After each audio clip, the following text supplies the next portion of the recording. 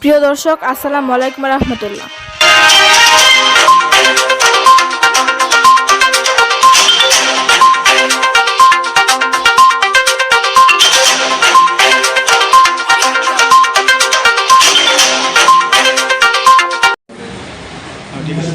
সম্বর্ধনা অনুষ্ঠানের সম্মানিত সভাপতি ও উপজেলার বিভিন্ন পর্যায়ে সাংবাদিকবৃন্দ ও বিভিন্ন এলাকা থেকে আগত সমাবেশী ভাইয়ের আসসালামু আলাইকুম। আমি শুধু একটি কথাই বলবো, সাংবাদিকতা তো আসলে একটা নীতি নিয়ে করতে হয়, যে নীতি নিয়ে করলে জনগণ উপকৃত হবে। অনেক সৎ উদ্দেশ্যে যদি একজন মানুষ সাংবাদিকতা করে তাহলে জনগণের কল্যাণ অবশ্যই হবে। এবং আমার সামনে উপবিষ্ট বিভিন্ন রিপোর্টার্স এবং সংবাদকর্মী ভাই বোনেরা, সবাইকে জানাই শুভেচ্ছা। আপনারা জানেন যে সাংবাদিকের কথা একটি মহান পেশা, যার মাধ্যমে একটি সুন্দর এবং ভবিষ্যৎ বাংলাদেশ নির্মাণ হবে। আমরা বিভিন্ন চাপ দোকানে এবং বিভিন্ন যাওয়ার উদ্যোগ, আমরা আমাদের উদ্যোগ আছে আগামীতে আরো ভালো কিছু করার জন্য। তো সেটা কাম্য করে এগিয়ে যাচ্ছি আমরা। এবং প্রিয় অতিথিদের আমাদের অফিসে আসার জন্য খুবই আমরা আনন্দিত পেরেছি। আমাদের থাকার কথা রয়েছে। তাই উপজেলা নির্বাহী কর্মকর্তা তিনি একটি কাজের কারণে এখন পর্যন্ত উপস্থিত হতে পারেননি। আমাদের কাছ থেকে 30 মিনিট সময় নিয়েছে। তিনি 30 মিনিটের মধ্যেই আমাদের এখানে চলে আসবেন। আর আজকের অনুষ্ঠানে যিনি উদ্বোধক ছিলেন, তিনি এসপি মহোদয় আসার কারণে আসতে পারবেন না বলে জানিয়েছেন আমাদের সাধারণ সম্পাদকের কাছে। আজকের অনুষ্ঠানে উপস্থিত রয়েছেন আমাদের প্রিয় অতিথি। কালেদারির জন্য অনুরোধ জানাচ্ছি, একটু করতালি দিয়ে তাকে স্বাগত জানাবেন।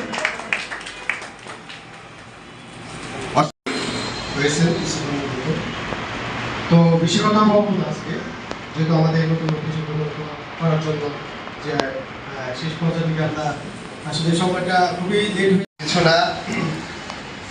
ধামরাই মডেল প্রেস ক্লাব কর্তৃক আয়োজিত আজকে ২য় বর্ষপূর্তি এবং নতুন কার্যালয় উদ্বোধন এই অনুষ্ঠানে আমাকে আমন্ত্রণ জানানো হয়। প্রথমে ধন্যবাদ জানাই। আমরা যেহেতু মোটামুটি আমরাই জিনিসটা ক্যাজুয়ালি বলি। প্রথম বিষয় হচ্ছে, আমি অত্যন্ত দুঃখিত, আসতে প্রায় 1 ঘন্টা দেরি হয়ে গেছে। ইয়নো হিসেবে এতটুকু বুঝি, আমার নিজের জীবনের নিয়ন্ত্রণ নিজের হাতে নাই। আমার নিজের ঘুমও আমার হাতে নাই। কখন ঘুমাইতে যাবো এটাও মানুষ ডিকটেট করে, কখন ঘুম থেকে উঠবো সেটাও দেখা যায় যে ফোন কলে উঠি। সো বিভিন্ন অনুষ্ঠানে যাই, অনুষ্ঠান দ্রুত শেষ করার চেষ্টা করি, কিন্তু আসলে বললাম না, নিজের হাতে ওই নিয়ন্ত্রণটা থাকে না, যার কারণে দেরি। কালামপুর ভালো কলেজে একটা প্রোগ্রাম ছিল আর কি, বার্ষিক ক্রীড়া প্রতিযোগিতা, সেজন্য দুঃখ প্রকাশ করছি। দ্বিতীয় আরেকটা দুঃখ প্রকাশ করে রাখি, অনেকেই ফোন দেন, অনেক সাংবাদিক আমাদেরকে অনেক কিছু জানান, অনেক সময় ফোন রিসিভ করতে পারি না। আসলে এত ফোন আসে কোনো একটা ইভেন্টের পরে, ফোন রিসিভ করা যায় না। মানে ফোন রিসিভ করতে করতে দেখা যায় যে কাজ এক্সিকিউট করা যায় না, যে কাজে হাত দিয়েছি। তো আমি যখন জীবনে প্রথম একটা মোবাইল কোড করছিলাম, বড় ধরনের মোবাইল কোড, একটা বেশ বিগ শটকে জেলে প্রেরণ করছিলাম। ওই দিন আমার মনে আছে, প্রথম 1 ঘন্টায় 37টা ফোন কল আসছে। তো আমি ইভেন মামলার রায় সাইন করতে পারছি না, এমন অবস্থা যে মামলাটা যে লিখবো, 37টা ফোন কল। সো এটা বলার উদ্দেশ্য হচ্ছে, এই আপনাদের কাছে প্রথমেই ক্ষমা চেয়ে নেই, সবসময় ফোন ধরতে পারি না, বাট আমি আসলে ফ্রি থেকে ফোন করি। তো যদি কখনো ফোন ধরতে না পারি, একটু হোয়াটসঅ্যাপে টেক্সট দিয়ে রাখবেন, তো তখন না পারলেও রাত 12টা পর্যন্ত আমি একটা অ্যান্সার দিয়ে দেবো। আপনাদের এই আয়োজন দেখে খুবই ভালো লাগছে। একটা নতুন অফিস যাত্রা করছে। আমরা আশা করব এই অফিসটা ধামরাইয়ের একটা আলোকবর্তিকা হয়ে থাকবে, একটা সুষ্ঠু পরিশীলিত গঠনমূলক বস্তুনিষ্ঠ সাংবাদিকতার একটা আলোকবর্তিকা বা বাতিঘর হয়ে উঠবে এই অফিসটা।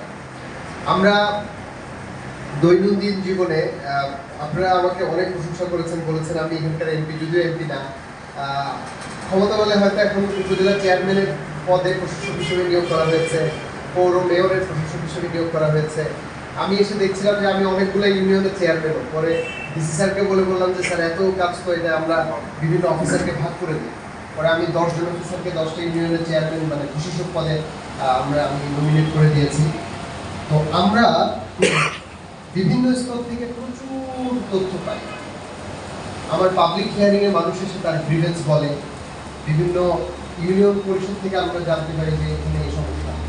আরেকটা বড় মাধ্যম হচ্ছে কর্মকাণ্ডগুলো সাংবাদিকরাই আমাদেরকে জানিয়ে থাকে। এবং আমার মনে হয় আমি যদি প্রতি 10টা স্টেপ নেই, এর মধ্যে মিনিমাম 2, 3 থেকে 4টা স্টেপ সাংবাদিকদের ইনফরমেশনের ভিত্তিতে আমরা নিয়েছি।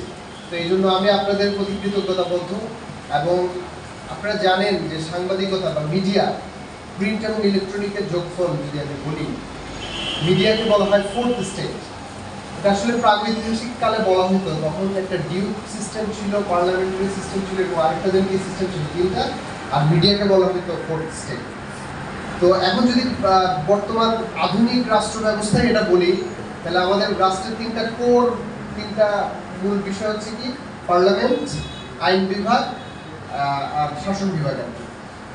না, পার্লামেন্টে আইন বিভাগ, শাসন বিভাগ, নির্বাহী বিভাগ। নির্বাহী বিভাগের অংশ হচ্ছে আমরা, এক্সিকিউটিভ বডি। আর 4th স্টেজ হচ্ছে মিডিয়া। আপনারাই কিন্তু সমাজের বিবেক। যখন কেউ সত্যটা বলবে না, তখনই আপনার সত্য বলার সময়।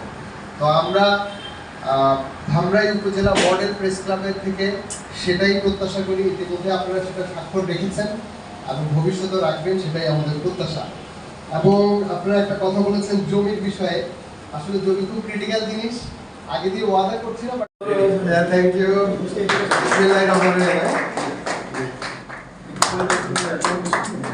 আর জুতো প্রিয় বলা